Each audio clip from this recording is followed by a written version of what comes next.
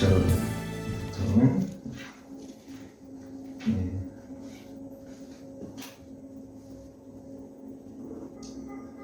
20절 2절까지 같이 보겠습니다. 9장 31절부터 20장 2절까지 같이 읽겠습니다. 길앗 사람 바실레가 마을 보내어 유다 건너 오레에 내려와서 함께 유단에 이르니 바실레는 매우 늙어 나이 80살아 오늘 거부인으로 왕이 마하나임에 유할 때에 왕을 공개하였더라. 왕이 바실레에게 이르되 넌 나와 함께 건너가자. 예루살렘에서 내가 너를 공개하리라. 바실레가 왕께 구하되 내 생명의 날이 얼마나 있었건대 어찌 왕과 함께 예루살렘으로 올라가리까? 내 나이 이제 80세라 어떻게 좁고 흉한 것을 분간할 수 있어하며 음식의 맛을 알 수 있사오리까? 어떻게 다시 노래하는 남자나 연애수를 알아들 수 있사오리까? 어찌하여 종이 내 주와 함께 오히려 너를 끼치리까? 종은 왕을 모시고 담을 건드리는 것뿐이오늘 왕께서 어찌하여 이 같은 상으로 내게 갚으려 하시나이까? 청컨대 종을 돌려보내옵소서. 내가 내 본성 부모의 곁에서 죽으려 하나이다. 그러나 왕이 좋은 기만이 여기 있사오니 청컨대 저로 내 주와 함께 건너가게 하옵시고 왕이 처분대로 저에게 엎어줘서. 왕이 대답하되 기만이 나와 함께 건너가리니 내가 너의 좋아하는 대로 저에게 베풀겠고 또 내가 내게 구하는 것 다 너를 위하여 시행하리라. 백성이 다 요단을 건너매 왕로 건너가서 바실레를 맞추고 위하여 복을 비니 저희 자기 곳으로 돌아가니라. 왕의 길과 불나오 기만도 함께 건너오니 온 유다 백성과 이스라엘 백성이 절반이나 왕을 행하니라. 온 이스라엘 사람과 함께 나와 고하되 우리 형제 유다 사람 어찌 왕을 도적하여 왕과 왕 군속과 왕을 쫓는 모든 사람이 또 요단을 건너서나이까 하매 유다 모든 사람이 이스라엘 사람에게 대답하되 왕은 우리의 지친인 까닭이라. 너희가 어찌 이를 대하여 분내느냐? 우리가 왕의 얼굴을 조금이라도 먹었느냐? 왕께서 우리에게 선물 주신 것이 있느냐? 이스라엘 사람이 예루살렘에 대답하되 우리는 왕에 대한 식분을 가졌으니 너에게 대하여 너보다도 관계가 있거늘 너희가 어찌 우리를 멸시하여 우리 왕을 모셔오는 일에 먼저 우리 의논하지 아니하느냐 하나 유다 사람의 말이 이스라엘 사람의 말보다 더 강경하였더라. 마침 거기 난리가 나가 있으니 베냐민 사람 비그리 아들 세바라 하는 자라. 저 나팔을 불며 가로되 우리는 다 함께할 분위기가 없으며 이새의 아들과 함께할 또 없도다. 이새를 각각 장막으로 돌아가라 하며 이 온 이스라엘 사람들이 다의 쫓기를 그치고 올라가 비그리 아들 세바를 쫓으니 유다 사람들을 왕에게 합하여 요단에서 예루살렘까지 쫓으니라. 아멘.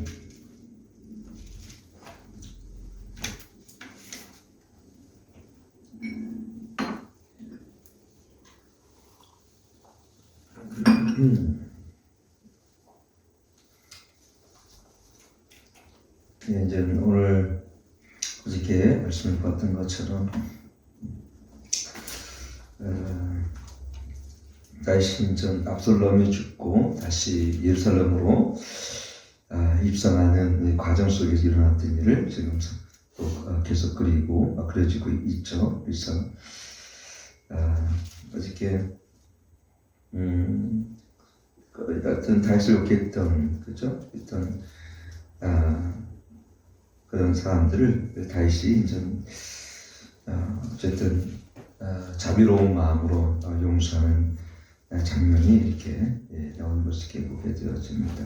그러면서 오늘은 또 특별하게 다른 사람들은 다윗을 이렇게 욕하는 사람도 있지만 다윗이 피난길에 올랐을 때에 다윗을 또 도왔던 사람이 있는데 그 사람이 누구냐? 바실레라는 31절 이후로 나온 사람이 이 바실레라는 사람이 나오게 되어지죠. 이렇게 31절부터 나옵니다.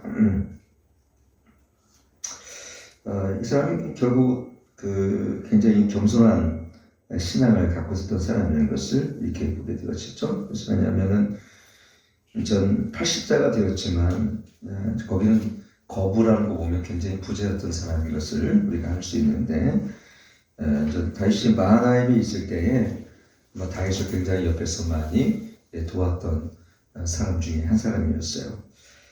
그래서 이제 그런 고마움이 있으니까 다윗이 나와 함께 예루살렘에 가서 이제 아마 다윗의 입장에서 너무 고마우니까 공개하겠다라는 것은 이제 여러 가지 거기에 대한 담례와 어쩌면은 뭐 그 이상의 나이가 있지만은 다윗의 측근으로서 정치적인 같은 동지와 아니면 좀 한 자리를 주겠다 그런 내용이 분명히 포함됐었겠죠. 그랬더니 바실레가 뭐라 그러냐면 내 생명의 날이 얼마 없는데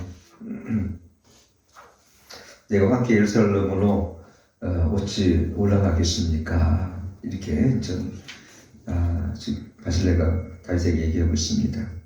그러면 35절 보니까 내 나이 이제 80세라 어떻게 좁고 흉한 것을 분간할 수 있어하며 음식의 맛을 알 수 있사오리까 어떻게 다시 노래하는 남자나 여리소리를 들을 수 있사오리까 어찌하여 종이 내 주와 함께 오히려 누를 끼치리까 이렇게 했죠.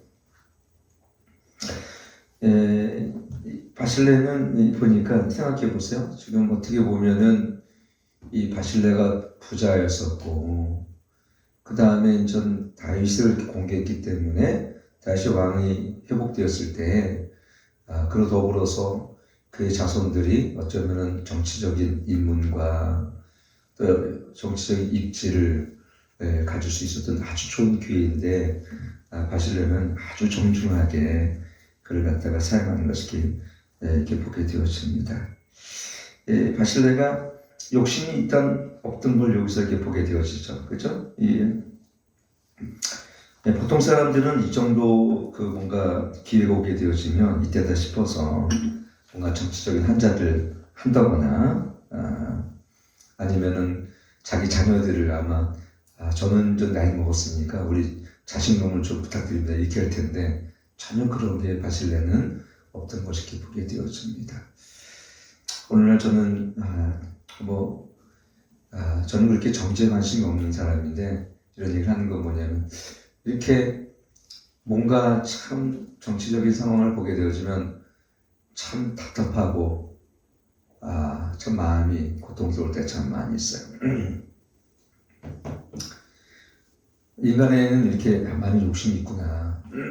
끝이 없는 그 욕심들이 참 인간에는 있다 이런 생각이 되어집니다. 그래서 우리도 이 바실레는 어떤 정치적인 야심이나 정치적인 욕망이나 개인적인 야망이 별로 없어요. 여러분 이것은 뭐냐면 자기의 어떤 한계랄까 그런 있는 것을 족할 줄 아는 그런 자족하는 마음이 사실 우리 마음에는 있어야 됩니다.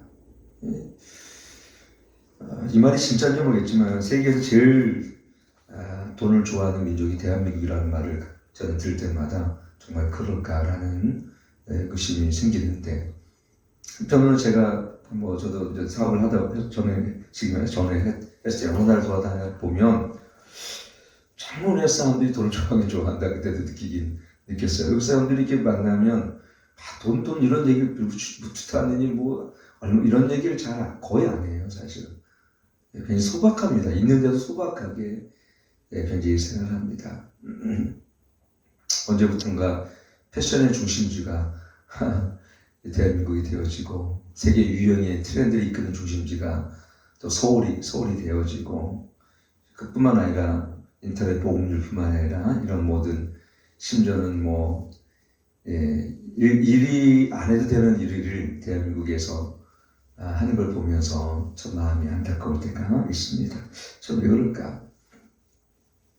저는 아이들이 신앙교육을 통해서 여러분 우리 정말 자신의 정체성을 우리 그리스도 안에서 발견된 사람은 그렇죠?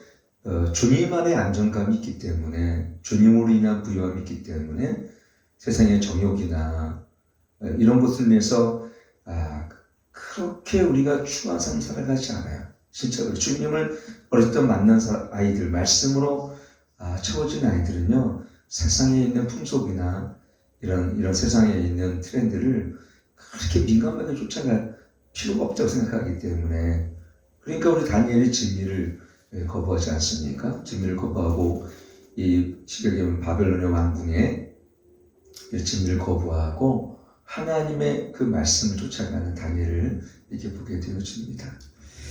그 하나님의 말씀으로 거듭나고 하나님의 말씀으로 새로워진 인생들은요, 이런 경향, 풍속, 정치적인 성향, 그 다음에 이 세상에 주는 어떤 물질과 이러한 자랑과 이러한 물질의 욕망을 따라 결코 살아갈 수가 없어요. 왜? 그것이 우리 삶에서 헛된 걸 알기 때문에. 그래서 우리가 주님으로 소유되어지고 우리가 만약 하나님의 나라 백성이라면요, 우리는 어떻습니까? 영원한 하나님의 영광의 나라, 부활의 소망, 예수 그리스도의 소망을 두고 살아가지 이 세상의 부유함을 쫓아가는 인생들은 그건 정말 뭔가 잘못된 것입니다. 물론 이 세상에도 우리는 내세의 천국을 맛보며 우리 육신은 이 땅에 있기 때문에 어쩔 수 없이 이 땅에 있는 문화들의 영향을 받아도 그러나 그것이 종속되어서 내지는 우리가 그걸 지배를 받고 살아간다는 것은 그리스도인들이 빛의 자녀로서 분명히 잘못된 거죠. 골로새 3장 말씀처럼 우리는 어떻습니까? 하늘의 것을 사모하며 살지 땅의 것을, 이 땅에 지쳐 있는 걸 죽이라고 했거든요. 육신의 욕망, 정욕, 탐욕 이런 것을 우리는 죽이라고 했습니다. 근데 오늘 이 바실레는 보니까 정말 경건한 하나님의 사람이라는 것을 알 수가 있죠. 보통 왕을 그 정도로 공개를 받들었으면은 그 다윗이 다시 인전 왕으로서 갈 때는 바라는 게 있지 않겠습니까? 아무리 인간이라도. 아니면 정말 내가 왕궁에 한 번이라 가도 왕의 만찬을 좀 진미를 보고 싶겠거나 이런 마음이 다 있어요. 사실 없지 않습니다. 누구나 있습니다. 저도 만약에 모르겠어요. 이게 우연의 목회자가 대통령하고 제가 도왔는데 대통령이 우리 열린교회 맹기동 목사 좀 와서 제가 표창장을 드려주겠습니다. 그럼 저도 모르겠어요. 그걸 어떻게 할지. 물론 저는 문재인 대통령 주는 건 절대 안 받겠지만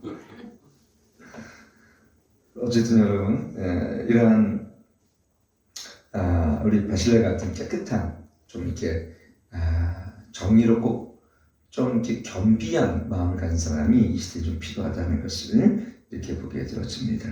두 번째는 사건이 일어나는데 41절 보니까 온 이스라엘 사람이 함께 나와 고하되 그렇죠. 우리 형제 유다 사람이 어찌 왕을 도적하여 왕과 왕의 권속과 왕을 쫓는 모든 사람인데 요단을 건넜습니까? 그랬죠.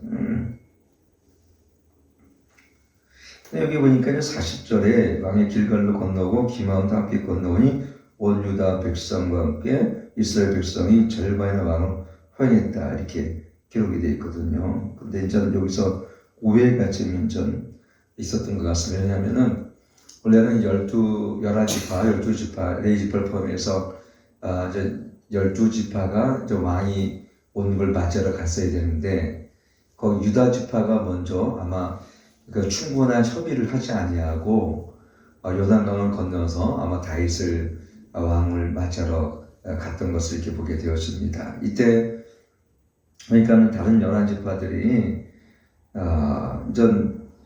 이제 오해를 한 거죠. 아니 어떻게 유다지파 당신들은 41절은 도적하여 왕과 왕의 권속과 왕을 쫓는 모든 사람이나 요단을 건넜나이까 하며 여기 보니까 왕과 왕의 권속과 왕을 쫓는 여기 보면은 왕을 도적하여 그랬죠. 도적하여.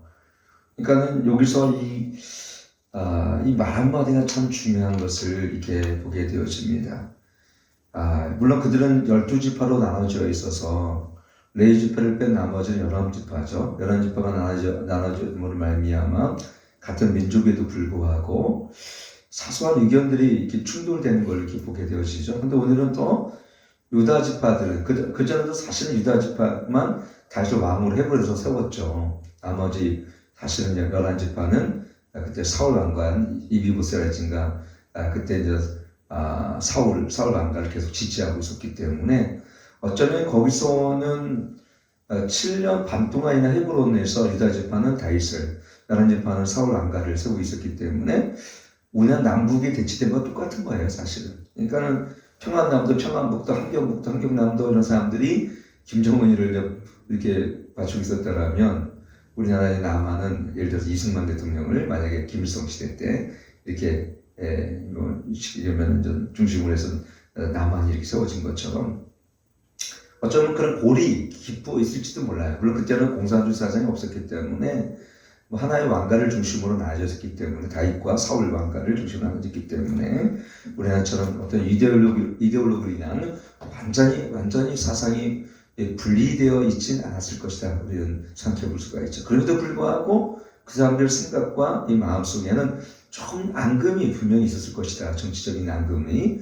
오늘 또 근데 유다가 그럴수록 조심했어야 되는데 근데 열한 지파를 떼어놓은 건지 모르겠지만 자기만 쏙 그래서 다윗을 그것도 뭐냐면 같은 유다 지파니까 아마 더 그랬겠죠. 아마 더 다윗의 입장에서도 또 유다 지파 입장에서도 근데 어찌 보면 이것은 지혜롭지 못한 처사인 것은 분명한데 문제는 뭐냐면 이러한 일을 마치 왕을 도적질한 것처럼 이런 식으로 몰아가니까 이제 42절 유다 모든 사람이 이 사람의 대답하여 왕은 우리 지치니까 지치니까 아주 그냥 같은 유다 지파이기 때문에 너희가 어찌 이를 대하여 분내느냐 우리가 왕의 물건을 조금이라도 먹었느냐 왕께서 우리에게 선물 주신 것이 있느냐 조금 겸손해서 그 말을 유하게 낮췄으면 이런 일도 없을 텐데 결국 우리가 아는 것처럼 이것 때문에 시바의 또 난이 우리 보면 밑에 보면 시바의 반란이 자꾸 또 일어납니다. 물론 그것은 나단 선지자에 의해서 결국은 우리 안에 밧세바의 문제로 말미암아 다윗 안에 계속해서 이 반역 사건이 이 칼부림이 계속 납니다. 하나님의 나단 선지를 통해서 징계하신 내용이 계속 일어나고 있다는 걸 보게 되죠. 근데 이번에는 아주 사소한 말 한마디가 서로 감정을 상하게 하는 거예요. 그래서 그러니까 여기 이제 43절 나머지 11지파는 10지파는 뭐라 하냐면 이스라엘 사람 유다 사람에게 대답해 가로되 우리는 왕에 대하여 식분을 가졌으니 다윗에 대한 너보다 더욱 관계가 있거늘 그랬어요. 너희가 어찌 우리를 멸시하여 우리 왕을 모셔올 일에 먼저 우리 의논하지 아니하였느냐 하나 유다 사람의 말에 이스라엘 사람의 말보다 더 강경하였더라. 이 말 때문에 또 논쟁이 심각한 또 반목과 논쟁이 벌어지고 말았습니다. 자기네들은 야 너는 지파 하나지만 우리는 10지파나 돼. 너희는 쉽게 얘기하면 너희는 말할 자격이 없어. 우리가 지분을 더 많이 갖고 있다는 거예요. 너희는 10%밖에 없지만 우리는 90% 갖고 있어. 네가 아무리 유다 지파지만 다윗도 우리가 세운 왕인데 우리가 말도 없이 우리가 상의도 없이 너희가 먼저 그거는 잘못된 거예요. 사실 같이 같은 공동체적인 마음으로 같이 움직여 나가야죠. 사실 유다 지파도 아무리 뭐 유다 같은 다윗이 유다 지파에 하지만 같은 지파를 하지만 근데 또 그럴지라도 이 사람들도 보통이 아닌 거예요. 자기는 훨씬 더 지분이 많으니 야 너희들은 말도 하지 마라 까불지 마라 그 얘기입니다. 그러니 거기에 마음이 서로 상하는 말들이 오가고 결국은 결정적으로 어떤 일이 결국은 우리가 어떤 일에 있어서의 말 한마디가 굉장히 중요해요. 말 한마디가 여러 교육도 마찬가지예요. 아주 사소한 말 한마디 교육 깨지는 거예요. 말 한마디가 제가 21일 성령 이끄시는 기도에도 얘기했지만요. 이 말이 굉장히 중요합니다. 상대방을 이간질하고 또 선입관에 따라서 말하는 거 부정직한 말을 여러분 이런 것은요. 그걸 통해 마귀가 못해요.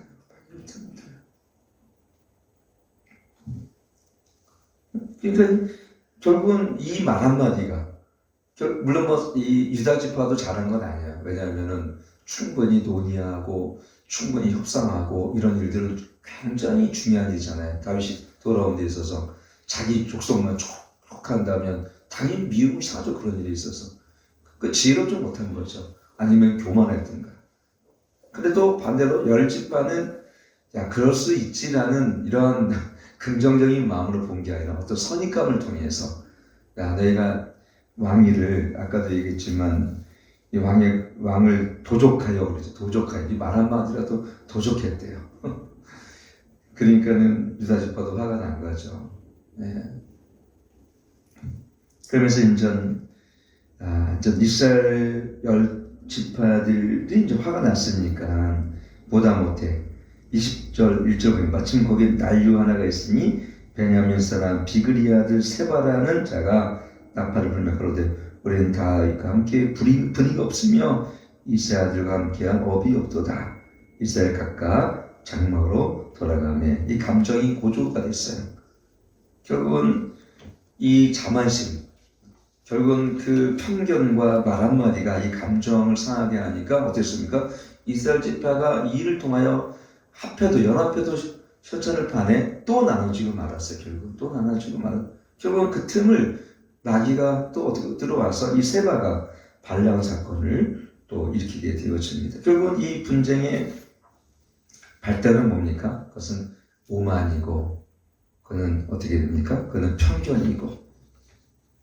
그래서 그것도 유다 지파의 또 어떤 완고함 때문에도 그렇죠. 좀 그때 누그러뜨려서 우리가 잘못했다. 다음부터는 우리 안 그럴 때는 끝날 일을.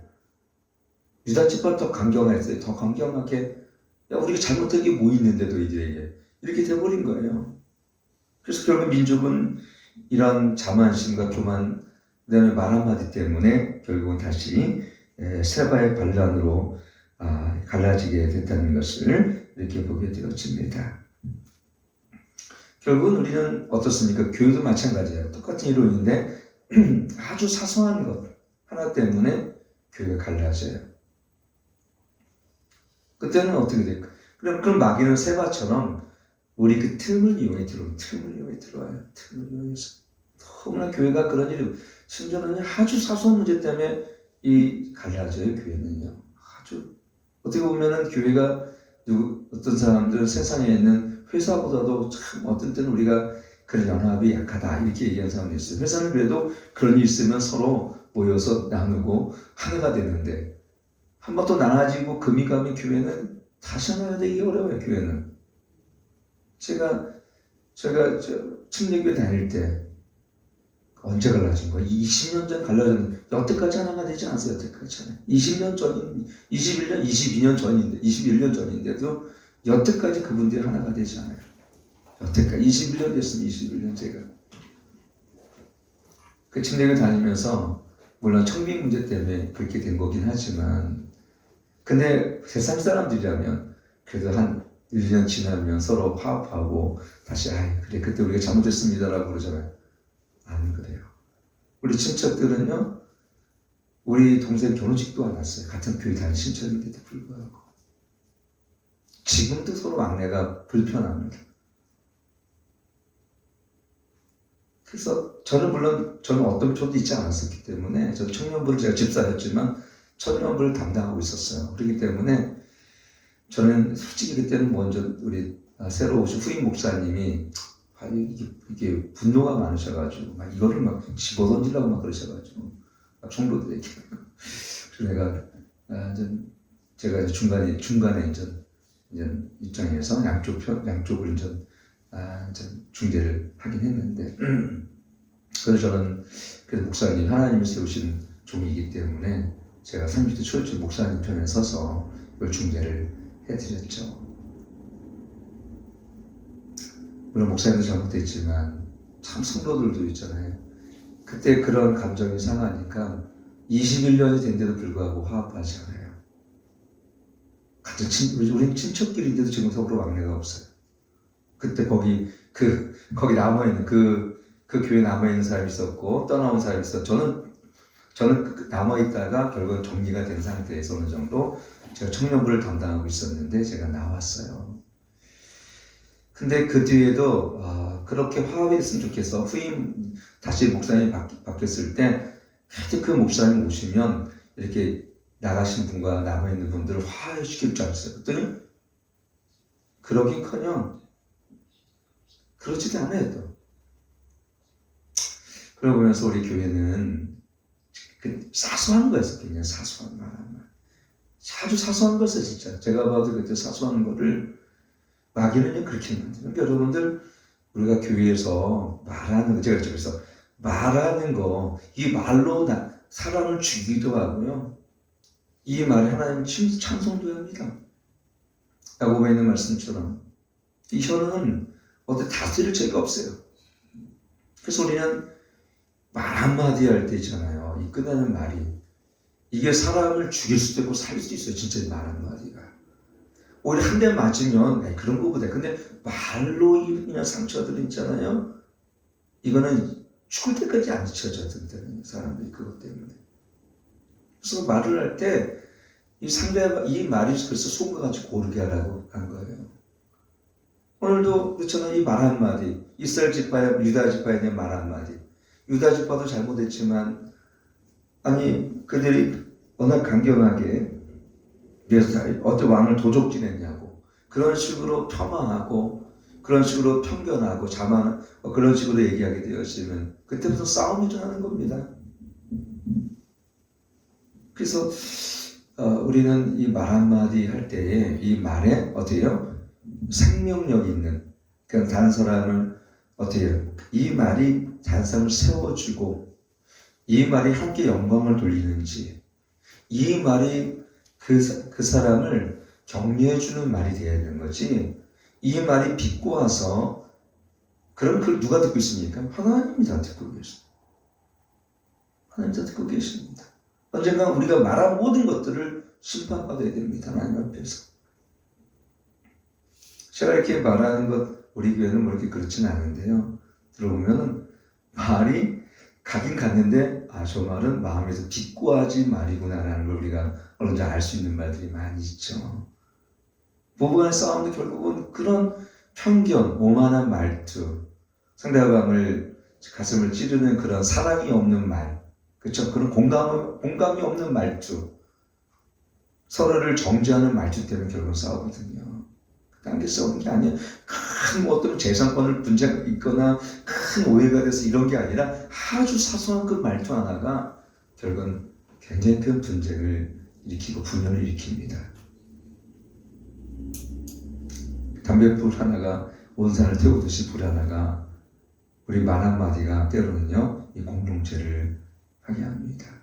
그래서 제가 그랬을 때 이 말이 나를 묶을 수 있고 다른 사람을 파괴할 수도 있기 때문에 정죄나 판단하는 말투나 그런 교만한 말투나 마음을 상하게 하는 말투들은요 아예 그래서 저는 제 나름대로 방법은 좀 뭐냐면 제가 마음속에 조금 심기가 불편하거나 화가 나면 저는 일단은 기도합니다. 일단 얘기를 안 해요. 솔직히 저는 그 당시를 일단은 한참 지나서 얘기합니다. 저는 그래요. 그 당시 제가 뭐 감정이 좀 상했다 그러면 그 당시는 얘기 안 해요. 왜? 그 당시 얘기하는 모든 말들은 실수할 수 있는 말들이에요. 그러면 저는 한 1, 2주 지나서 제 감정이 잘 정리되어지고 기도한 다음에 내가 이 감정이 감정이 휘둘리지 않는 상태에서 저는 아주 냉철할 때 냉정하고 내가 이성적으로 가라앉았을 때 저는 그때 얘기해요. 그러면요 제가 좋게 얘기하더라고요. 정말 그때 얘기를 웃으며 얘기할 수 있어요. 그때 하나님께서 이런 마음 주셔서 우리가 잘 지낼 수 있었으니까. 오히려 이게 반전의 기회가 되는데 그때 감정의 말들을 막 한번 올려보십시오. 그러면 뭐 이미 쏟아난 말들은 엎질러진 말들은 주술 수가 없어요. 그리고 여러분 어떤 일에 화가 난다. 일단 참는 게 좋아요. 주님께 기도하는 게 좋아요. 말 안 하는 게 좋아요. 그때는 그냥 주님 앞에 기도하고 그냥 하는 게 좋아요. 진대성 성도님 알았죠? 진대성님 그렇다는 건 아니에요. 그냥 네. 그래서 우리가 그러한 말투, 그러니까 그런 말투를 또 이렇게 하여튼 또 성향을 따라 또 성격을 따라서 어떤 사람들은 그냥 바로바로 말해야 되는 사람이 있어요. 그러면 진짜 조심해야 됩니다. 자기는 그냥 화가 나면 그 당시에 막 쏟아내야 될 직성이 있는 사람이 있어요. 그런 사람 정말 조심해야 돼요. 조심해야 돼요. 특히 교회나 공동체에서는요, 가정도 마찬가지예요. 화를 참지 못한 사람은요, 이 혈기, 분노, 막약을 쏟아내는 사람들은요, 일단은 자기는 시원해서 좋지만 사람들 마음에 상처를 다 주고 또 공동체를 파괴하고 심지어는 그 말 한마디가요 성령의 역사를 이렇게 제한할 수도 있어요. 공동체에서 그 말 한마디가 서로 미워하고 그런 말투인데 어떻게 성령이 힘있게 역사할 수 있겠어요, 여러분들? 참 그렇기 때문에 우리는요 조심하고 조심해야 돼요. 조심하고 또 조심하고 그리고 우리는 다른 사람을 세워주는 말들 긍정적이고 그 사람들을 정말 치료하는 또 격려하는 이런 칭찬과 격려와 온유와 겸손의 말들을 여러분 해야 될 줄 믿습니다. 그럼 여러분들 그때 성령께서 더 힘있게 우리 모두를 역사하고 더 힘있게 하나님께 우리를 치료하시며 또 우리를 하나님께서 이끌어 가실 줄 믿습니다. 기도하겠습니다. 하나님 아버지 우리가 말 한마디 세워주는 말 생명의 말 영적 권위를 가진 말을 할 수 있도록 도와주옵소서. 너주 바와 이스라엘 집안은 서로 편견과 참으로 하는 정죄하는 말투를 했을 때 결국 이것이 세바의 반란으로 또 이어졌습니다. 하나님 우리 모든 사람들 가정과 우리 자녀들 우리 안에 하나님 주신 순전한 언어가 되게 도와주시옵시고 또 영적인 권위가 있는 우리 말투가 되게 하시고 또 생명의 언어가 될 수 있도록 오늘도 우리를 붙잡아 주옵소서. 이제는 우리 주 예수 그리스도 하나님의 극진하신 사랑과 성령 하나님의 내주 충만 교통하심이 오늘도 하나님 생명의 언어를 또 영적 권위의 말을 하기 원하는 주의 백성들 머리에 열린교회 모든 성도 가정에 이제부터 영원토록 함께 하실지어다. 아멘.